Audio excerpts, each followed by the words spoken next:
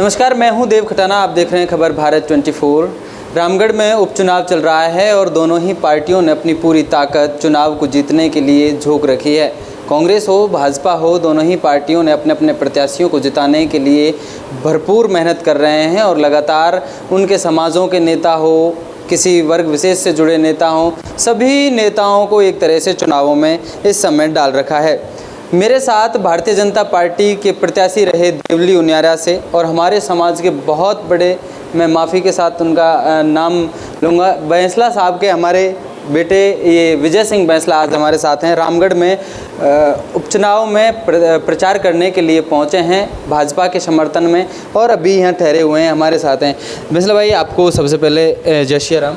जय श्री राम भाई साहब। किस तरह से आप अभी आज आए हैं? रामगढ़ में उपचुनाव चल रहा है, 7 विधानसभा सीटों पर चुनाव चल रहा है। किस तरह से पार्टी आपको इस्तेमाल कर रही है और आप क्या कहना चाहेंगे? देखिए, बात इस्तेमाल की नहीं है, बात योगदान की होती है।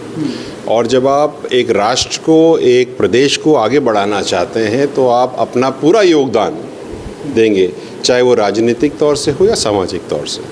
तो आज हम राजनीतिक तौर से भारतीय जनता पार्टी के हम हैं और हम भारतीय जनता पार्टी के उम्मीदवार को यहाँ से दमखम से जिताने के लिए हम यहाँ आए हैं। सर, अगर हम बात करें, कल डोटासरा भी यहाँ पे आए थे और लगातार सभी यहाँ घूम रहे हैं।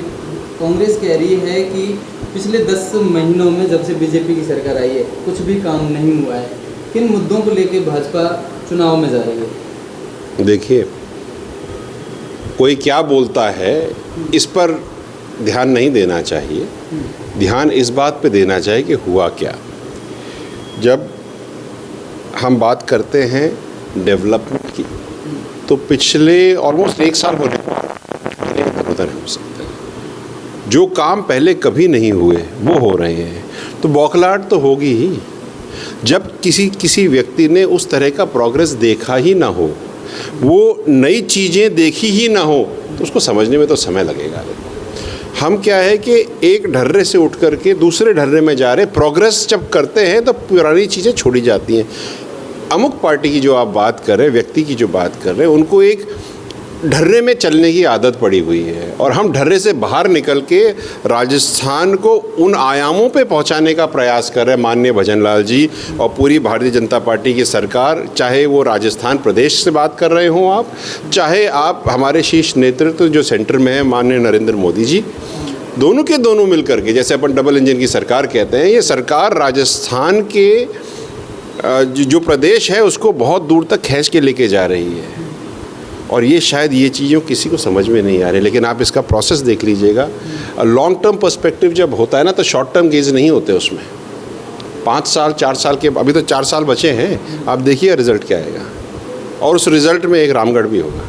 सर, अगर रामगढ़ की मैं बात करूँ, खासतौर से मेवात से जुड़ा हुआ एरिया है और मेवात से जुड़ा होने के चलते ये सीट हिंदू मुस्लिम के नाम पर यहाँ चुनाव अब तक होते आए हैं। पता नहीं कौन नेताओं ने शुरू की हिंदू मुसलमान की जो कहानी है। आप क्या मानते हैं, क्या वाकई हिंदू मुसलमान जैसी नाम पर यहाँ चुनाव होना चाहिए और क्या आप इसके पीछे एक बड़ी वजह मानते हैं? देखिए, ये एक विज़न है आपकी तरफ से। मेरा मानना ये है, चाहे ये रामगढ़ की सीट हो या कोई और भी सीट हो, प्रोग्रेस के बेसिस पे इलेक्शंस होते हैं।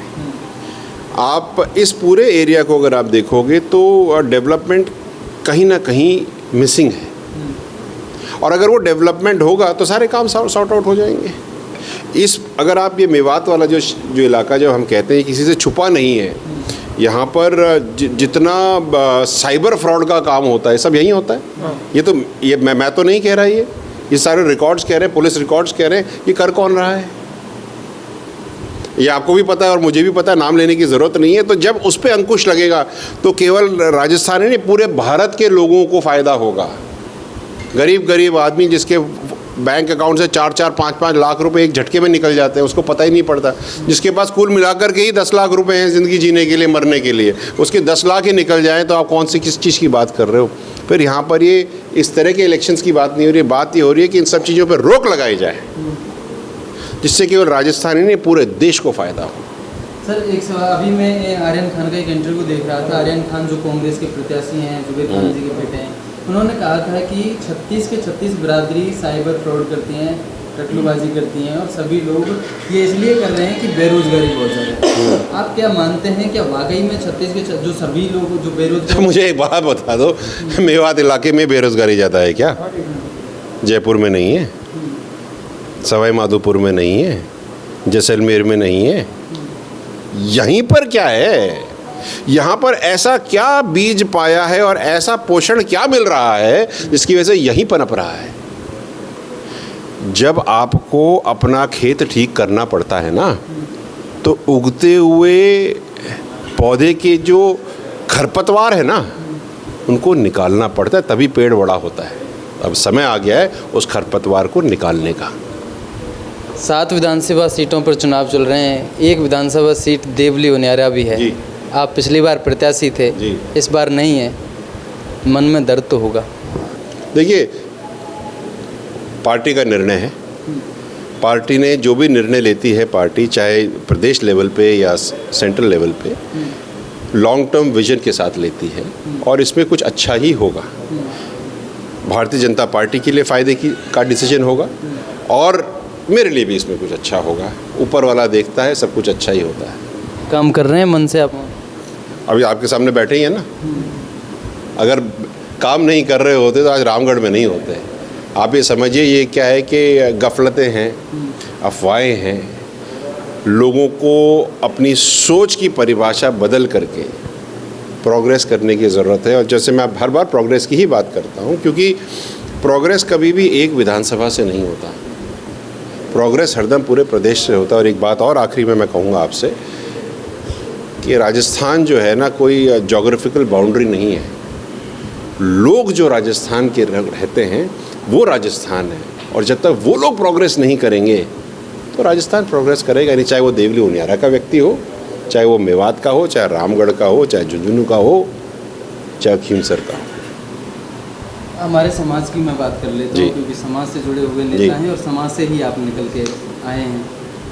बाबा साहब पर बहुत बड़ी जिम्मेदारी है और बहुत बड़ी विरासत आपके ऊपर वो छोड़ के गए हैं। जी। आप उस विरासत को किस तरह से एक मणिया में पिरो के रखेंगे? कर रहा हूँ साहब। आज मेरे को 10 साल हो गए।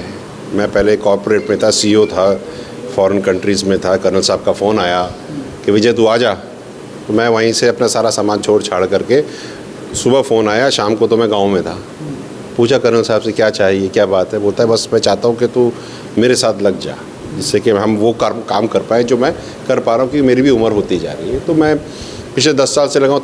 2 साल तो मैं उनके केवल चुपचाप से एक कठपुतली की तरह देखता रहा कि क्या हो रहा है। जब समझा पूरी चीज़, समझने के बाद फिर हम उसमें घुसे अच्छी तरह से और काम कर ही रहे हैं। फिर वही बात आ जाती है प्रोग्रेस की। और प्रोग्रेस कहाँ है? चाहे एक समाज में हो, चाहे दूसरे समाज में हो, तीसरे में प्रोग्रेस तो चाहिए। अगर प्रोग्रेस नहीं है किसी समाज में तो that is the end of it. आदमी दौड़ सकता है, ध्यान रखना इस बात का, आदमी दौड़ सकता है, दौड़ में कोई कमी नहीं है। किस डायरेक्शन में, किस दिशा में दौड़ रहा है, ये ज़रूरी है। आप आगे भी दौड़ सकते हो, उसी गति से पीछे भी दौड़ सकते हो। मैं चाहता हूँ पूरा समाज, मेरा अपना गुर्जर समाज ही नहीं, सारे समाज उस गति से दौड़े कि सब के सब आगे बढ़े। अगर मैं एक गांव में रह रहा हूँ, उस गांव में गुर्जर भी रहते हैं, उस गांव में आपके SC भी रहते हैं, उस गांव में आपके रैगर भी रहते हैं, आपके ST भी रहते हैं, तो क्या 4 आदमी ही प्रोग्रेस करेंगे? पूरा गांव नहीं करेगा क्या? जब गांव प्रोग्रेस करेगा तो सब प्रोग्रेस करेंगे। उसी तरह से जब स्टेट प्रोग्रेस करेगा तो सब प्रोग्रेस करेंगे। समाज में हालांकि बाबा ने बहुत ज़्यादा समाज को जगाने का काम किया है, शिक्षा के ऊपर बहुत बड़े वो क्रांतिकारी रहे हैं शिक्षा के मामले में। अभी भी बहुत सारी कमियां मुझे पर्सनल तौर पर नज़र आती हैं। उन कमियों को कैसे दूर किया जाए और समाज को कैसे जागृत किया जाए, क्योंकि समाज अभी भी मैं देखता हूँ तो बढ़ चुका है। नेताओं में कई जगह समाज बटा हुआ मुझे नज़र आता है। दो तरह की चीज़ें होती हैं। एक होती है पॉलिटिकल लीडरशिप, एक होती है सोशल लीडरशिप, और एक तीसरी चीज़ है जो उभर के सामने आ रही है, जिसको कहते हैं सोशियो पॉलिटिकल लीडरशिप। तो जब सोशियो पॉलिटिकल लीडरशिप की हम बात करते हैं तो उसी से जा कर के ये जो आपका जो प्रश्न है इसका सॉल्यूशन निकलेगा। चलिए, तो ये थे मेरे साथ विजय बैंसला, जो देवली उनियारा से पिछली बार भाजपा के प्रत्याशी रहे हैं और अब की बार भाजपा के कार्यकर्ता के रूप में लगातार विधानसभा सीटों पर, जहां पर भी भारतीय जनता पार्टी इनको भेज सकती है, इस्तेमाल ले सकती है, वहाँ पर भेज रही है और प्रचार भारतीय जनता पार्टी के जो प्रत्याशी हैं उनके पक्ष में ये कर रहे हैं। राजेंद्र के पक्ष में जो गुर्जर जो अभी प्रत्याशी हैं वहाँ उनके पक्ष में भी ये लगातार प्रयास कर रहे हैं। बता रहे हैं कि भारतीय जनता पार्टी एक विज़न के तौर पर काम करती है, समाज के तौर पर काम करती है और समाज को सशक्त करने के तौर पर काम करती है, राष्ट्र को सशक्त करने के तौर पर काम करती है। सामाजिक भी हमारी बातें हुई, उन सब बातों पर स्पष्टता से उन्होंने अपनी बातें रखी। बहरहाल लिए चलेंगे किसी और ख़ास शख्सियत के साथ, तब तक बने रहिए खबर भारत 24 के साथ। नमस्कार।